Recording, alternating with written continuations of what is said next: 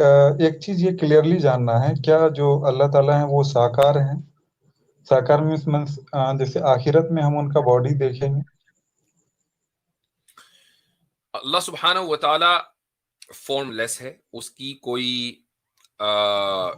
یعنی آپ یہ نہیں کہہ سکتے کہ وہ ادھر ہے ادھر نہیں، یا وہ اس جسم میں ہے اس جسم میں نہیں.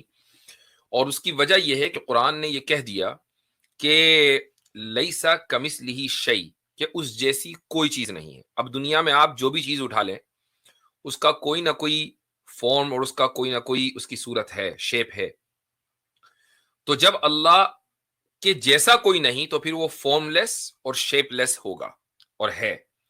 اب رہی یہ بات کہ ہم آخرت میں اس کو کیسے دیکھیں گے اور اس کا طریقہ کیا ہوگا، تو یہ مسئلہ اس لیے کھڑا ہوتا ہے چونکہ ہم اس دنیا کے پیرامیٹرز اور جو لاز آف فزکس ہیں اس کی بنیاد پر میٹا فزیکل ورلڈ کو جج کرنے کی کوشش کرتے ہیں.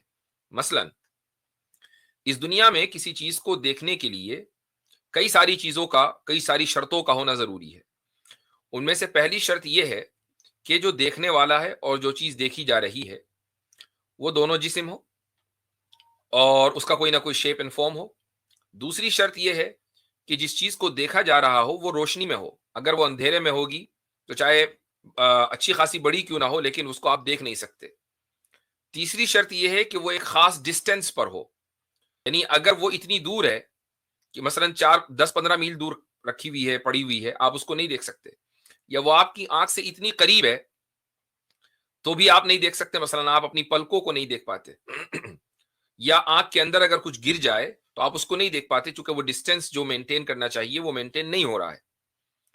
اور اسی طریقے سے وہ ایک خاص ڈائریکشن میں ہو، اگر وہ ڈائریکشن میں نہیں ہے کسی بھی یا کسی اسپیس میں نہیں ہے تو آپ اس کو نہیں دیکھ سکتے. اب یہ جو ساری چیزیں ہیں، یہ ساری شرطیں ہیں، یہ اس فزیکل ورلڈ کے لیے اپلیکیبل ہیں. لیکن جب ہم بات میٹا فزیکل ورلڈ کی کر رہے ہیں یا اس ورلڈ کی کر رہے ہیں کہ جہاں یہ لاز آف فزکس ڈیفائی ہو جائیں گے، ختم ہو جائیں گے، تو وہاں پر یہ شرطیں لاگو نہیں ہوں گی.